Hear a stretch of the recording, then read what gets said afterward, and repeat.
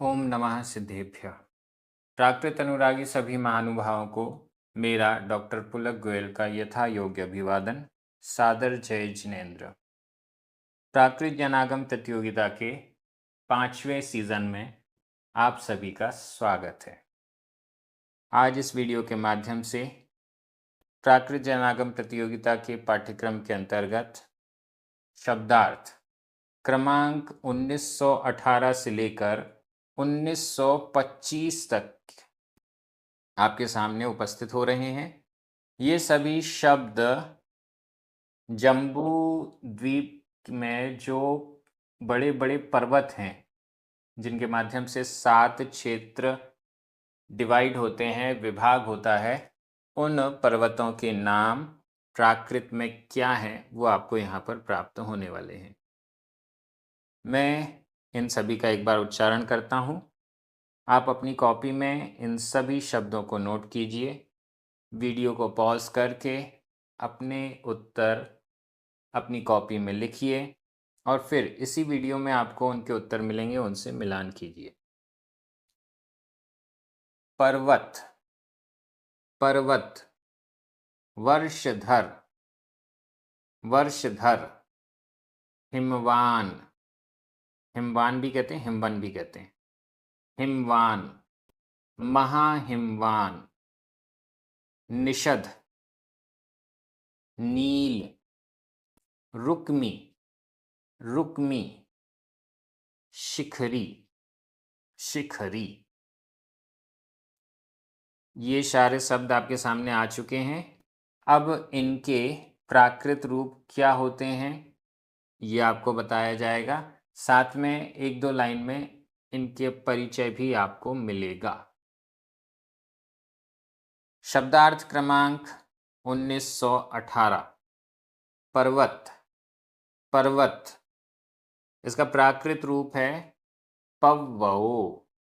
आधा वा पूरा वा। पव्वओ, पव्वओ। ओ की जगह दो भी हो सकता है, पव्वदो। या भी हो सकता है पव्वयो। पर्वत। ये पर्वत कैसे हैं? जम्बू द्वीप के बीच में जो 7 क्षेत्र हैं, ये 7 क्षेत्रों का विभाग कैसे हुआ? इन पर्वतों के माध्यम से हुआ। पूर्व से लेकर पश्चिम तक लंबायमान ये विशाल विशाल पर्वत हैं, जो कि एकदम सीधे खड़े हैं। जैसे दीवार खड़ी होती है, उसी प्रकार से ये सीधे खड़े हैं और इस कारण से ही 6 पर्वत हैं। 6 पर्वत आने से पूरा का पूरा जम्बूद्वीप 7 क्षेत्रों में विभक्त हो जाता है। शब्दार्थ क्रमांक 1919। वर्षधर, वर्षधर। इसका प्राकृत रूप है वरिसहरो, वरिसहरो। या फिर हा की जगह धा भी हो सकता है, वरिसधरो, वरिसधरो। पूर्व के वीडियो में आपको क्षेत्र बताए गए थे और क्षेत्र का ही एक पर्यायवाची बताया था वर्ष। यहाँ पर वर्षधर, वर्षों को धारण करने वाला, वर्षों का विभाग करने वाला, ऐसा वो वर्षधर। क्षेत्रों को धारण करने वाला, ऐसा वो वर्षधर पर्वत का ही पर्यायवाची शब्द है। ये वर्षधर वर्ष को विभाग करते हैं। अब सबसे पहला पर्वत, शब्दार्थ क्रमांक 1920। हिमवान, हिमवान। इसका प्राकृत रूप है हिमवंतो, हिमवंतो। ये पहला पर्वत है। दक्षिण दिशा की तरफ से ही हम चल रहे हैं। हमने सबसे पहले क्षेत्र का नाम लिया था भरत क्षेत्र। इस भरत क्षेत्र के नीचे समुद्र है, लवण समुद्र, और ऊपर सीधा हिमवान पर्वत है। ये पहला पर्वत है, हिमवान पर्वत। इस पर्वत की दूसरी तरफ दूसरा क्षेत्र हिमवत क्षेत्र है।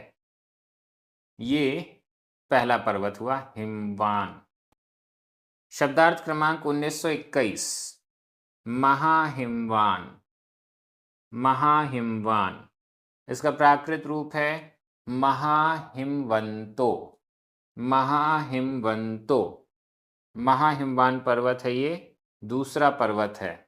ये दूसरा पर्वत दूसरे और तीसरे क्षेत्र का विभाग करता है। दूसरे और तीसरे क्षेत्र के बीच में ये पर्वत स्थित है। शब्दार्थ क्रमांक 1922, निषद, निषद। इसका प्राकृत रूप है ऋणिसहो, ऋणिसहो, निषद पर्वत। ये तीसरा पर्वत है।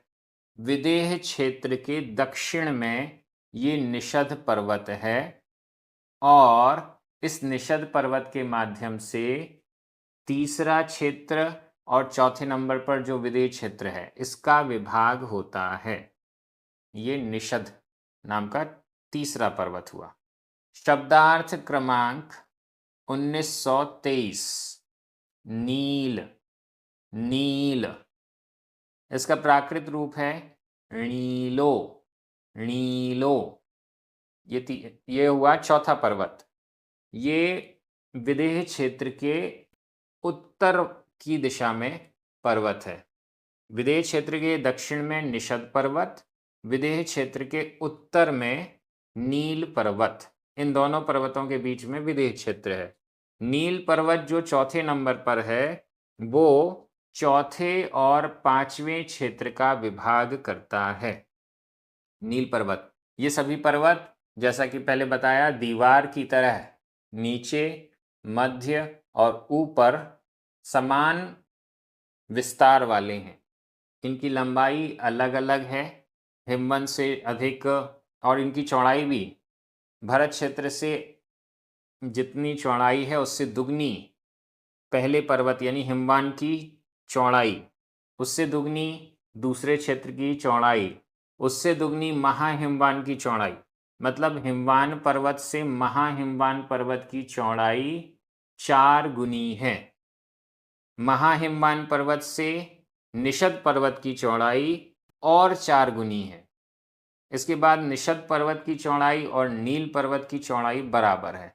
ऐसे करके आगे बढ़ते जाना है। शब्दार्थ क्रमांक 1924, रुक्मी, रुक्मी, आधा का और मा, रुक्मी। इसका प्राकृत रूप है रुम्मी, रुम्मी, आधा मा पूरा मा, रुम्मी। ये रुक्मी पर्वत है 5वें नंबर का। यह है 5वें और 6वें नंबर के क्षेत्र को विभाग करता है। 5वें और 6वें नंबर के क्षेत्र के बीच में स्थित है। रुक्मी पर्वत की लंबाई चौड़ाई महाहिमवन पर्वत के बराबर है। लंबाई भी उतनी ही है और चौड़ाई भी उतनी ही है। इन सभी पर्वतों के अलग अलग रंग भी हैं।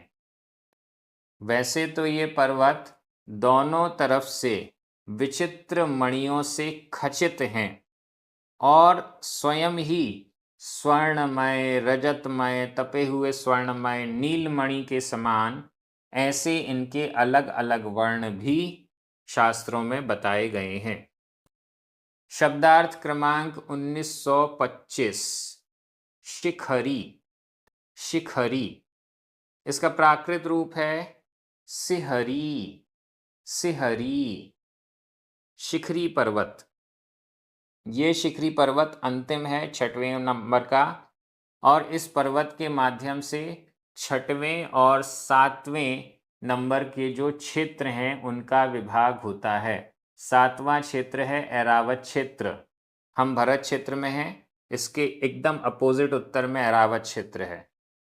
ऐसा हम समझ सकते हैं। ये जो शिखरी पर्वत है वो हिमवान पर्वत के बराबर लंबाई चौड़ाई वाला है। इस दृष्टि से ये आज के शब्दार्थ आपके सामने आ गए हैं। इसके बाद भी आपके जो पाठ्यक्रम के शब्दार्थ हैं वो इस चैनल पर उपलब्ध हो जाएंगे। एक विशाल शब्दकोश प्राकृत जैनागम शब्दों का आपका तैयार होता जा रहा है। जितना अच्छा आप इनका अभ्यास करेंगे उतना ही आपको प्राकृत ग्रंथ पढ़ने में आसानी होगी। हमारी प्राकृत जनागम प्रतियोगिता की टीम प्राकृत जनागम के प्रचार प्रसार के लिए कटिबद्ध है। सभी की ओर से आप सभी को सादर जय जिनेंद्र।